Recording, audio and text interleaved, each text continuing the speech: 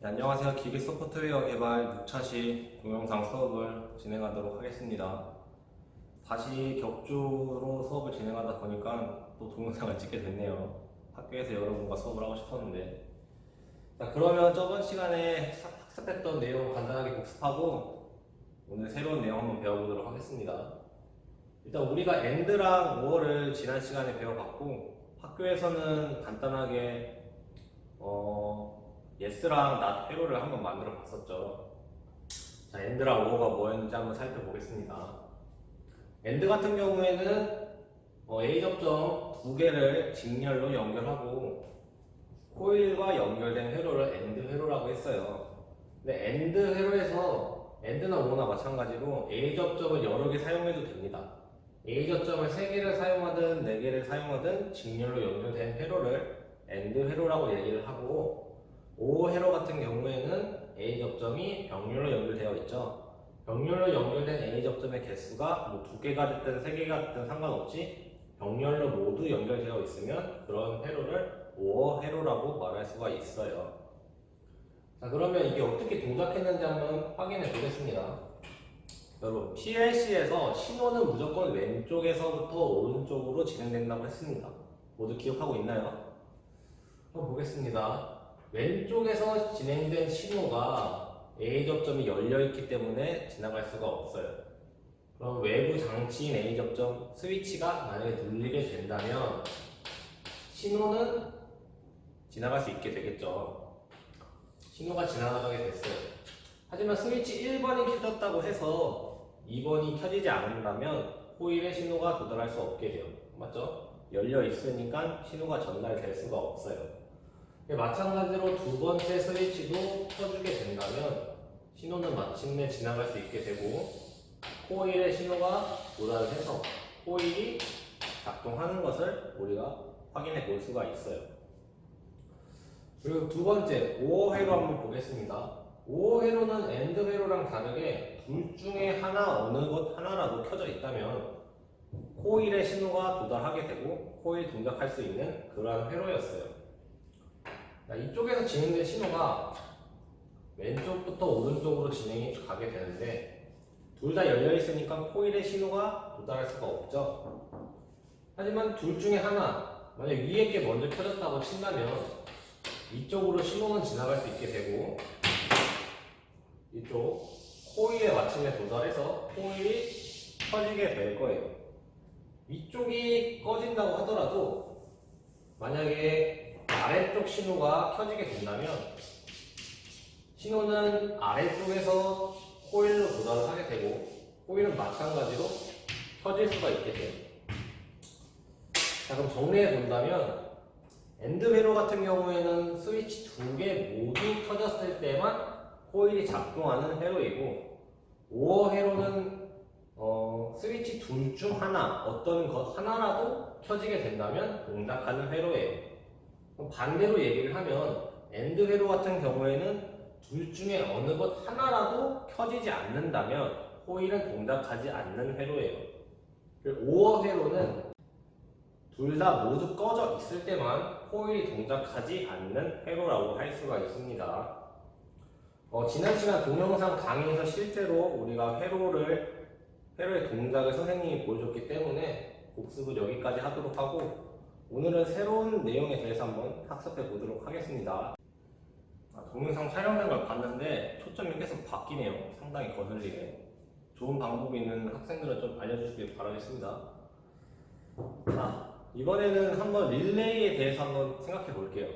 우리가 1학년 때 릴레이 회로를 한번 만들어 봤어요. 기억하고 있나요?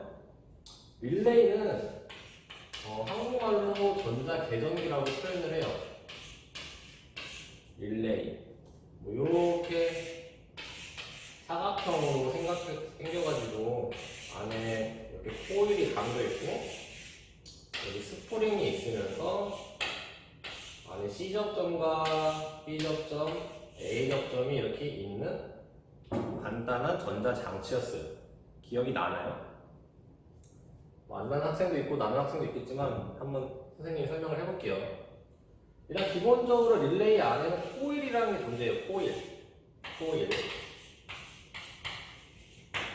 전기는 기본적으로 전류가 흐르게 되면 자기장을 발생시키는 특징을 가지고 있어요.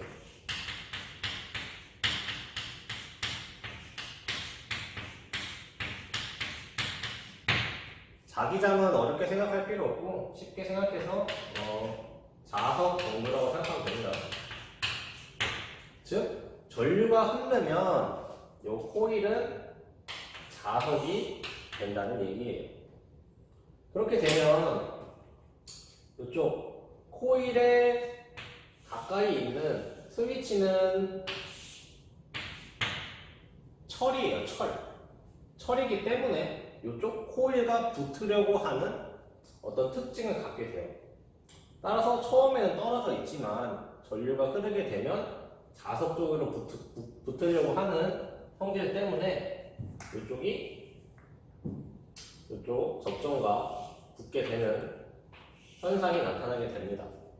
즉 사람이 직접 스위치를 누르지 않더라도 전류가 흐르게 되면 스위치가 붙게 되는 구조이죠. 반대로 전류가 흐르지 않게 된다면 코일은 다시 자석이 아니라 코일은 다시 원래 상태로 돌아가게 돼요. 그렇게 되면 이쪽에 붙어있는 스프링의 탄성력에 의해서 이 접점은 다시 떨어지게 됩니다. 알겠나요? 쉽게 말해서 전류가 있으면 스위치는 켜지고 전류가 없으면 스위치도 꺼지는 구조예요. 이게 릴레이의 동작 원리입니다. 이게 카메라 크기 때문에 선생님이 잘 안 보였네요. 자, 그러면 요거 특징이 뭐냐면 계전기 같은 경우에 접점이 하나인 계전기도 있지만 접점이 여러 개인 계전기도 있어요. 지금은 선생님이 하나만 그려놨잖아요. 하나만 붙는 게 아니라 접점이 두 개면 전류가 흐를 때 접점이 두 개 모두 붙고 뭐 접점이 세 개면 세 개 모두 붙고 즉 요 코일이 동작할 때 모든 접점이 한꺼번에 동작한다는 특징이 있어요. 우리가 이거 가지고 자기 유지 회로라는 걸 한번 만들어 봤었는데 그것까지는 기억하고 있을지 잘 모르겠네요. 근데 PLC에서도 이 릴레이와 같은 역할을 하는 디바이스가 있어요. 오늘은 그 디바이스에 대해서 한번 배워보도록 하겠습니다. 자, 릴레이에 대해서 알아보았는데요.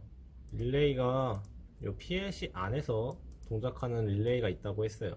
그 릴레이가 어떻게 동작하는지에 대해서 프로그래밍 하면서 한번 살펴보겠습니다.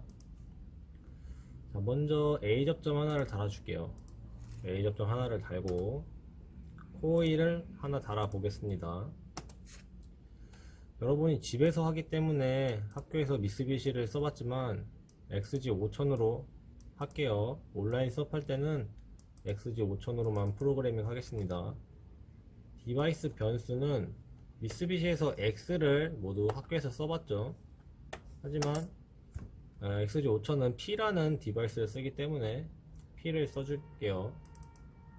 코일은 M을 쓰겠습니다. M1. 여기서 중요한 게 뭐냐, 요 M이라는 디바이스예요. 요 M이라는 디바이스가 요 PLC 내에서 존재하는 릴레이 역할을 하는 디바이스입니다. 요 M이라는 디바이스 명칭은 미쓰비시도 똑같이 사용하고 있어요. XG5000에서도 M을 쓰고 요 미쓰비시에서 쓰는 GXworks2에서도 M이라는 디바이스 명칭을 똑같이 사용하고 있으니까 요 M이라는 명칭을 기억해 주시기를 부탁드리겠습니다. 자, 그러면 한번 시뮬레이션 한번 돌려볼게요.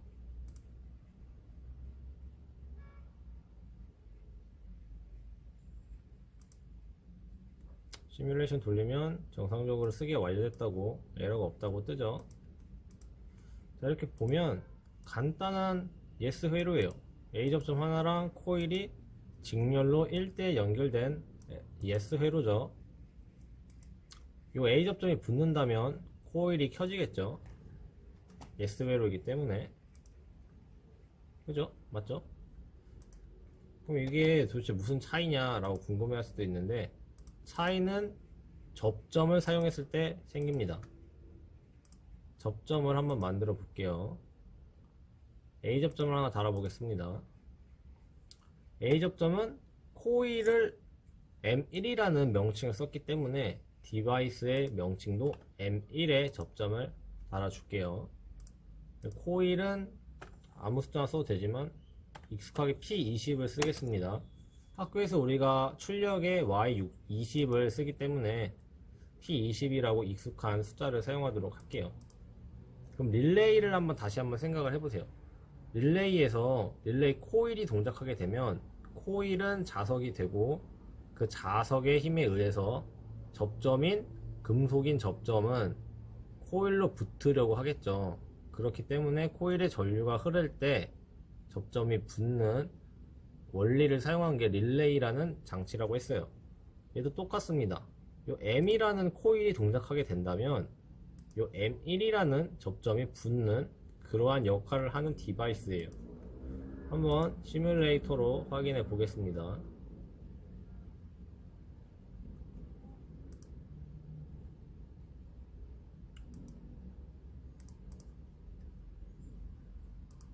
자, 이렇게 시뮬레이션을 돌렸는데 P0을 한번 켜볼게요.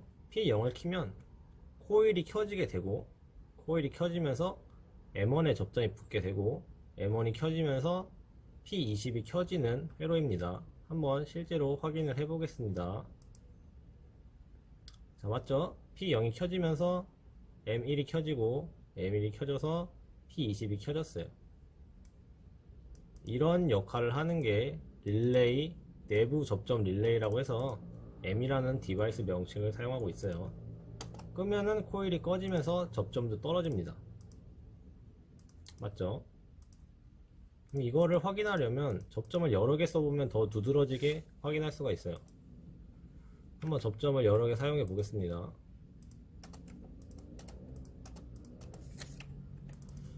자, M1을 써주면 어떤 일이 생기는지 한번 볼게요. 다 A접점만 쓰면 좀 티가 안 나니까 B접점도 한번 몇 개 달아봅시다. B접점 3개를 달았어요. 똑같이 M1, M1, M1을 달아줍니다. 자, 코일은 다른 숫자를 써줄게요.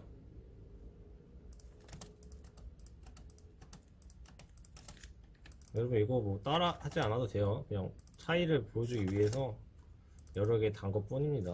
왜 이렇게 많이 달아 하면서 불평불만할 필요가 없어요. 선생님 보여주려고 이렇게 한 거예요. 자, 다 만들었습니다. 시뮬레이션을 돌려서 어떻게 동작하는지 한번 확인을 해봅시다.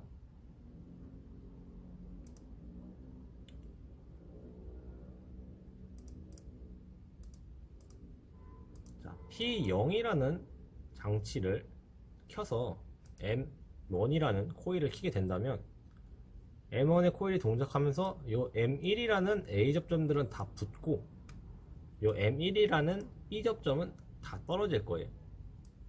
한번 보세요. 한꺼번에 동작합니다. 그렇죠? M1이라는 코일이 켜지면서 M1이라는 같은 이름을 가진 접점들은 모두 붙었어요. 그리고 M1이라는 같은 이름을 가진 B 접점들은 떨어진 것을 확인할 수가 있습니다. 이것은 마치 실제로 릴레이와 똑같이 동작을 하는 것 같죠. 그래서 요것을 활용해서 우리가 회로를 앞으로 짜볼 거예요. 요거 내부 접점 디바이스인 M을 잘 활용해서 연습을 하고 학교에 왔을 때 실제로 실습 장치에 연결해보는 실습을 해보도록 하겠습니다. 자, 이번 수업은 여기까지 하도록 하겠습니다.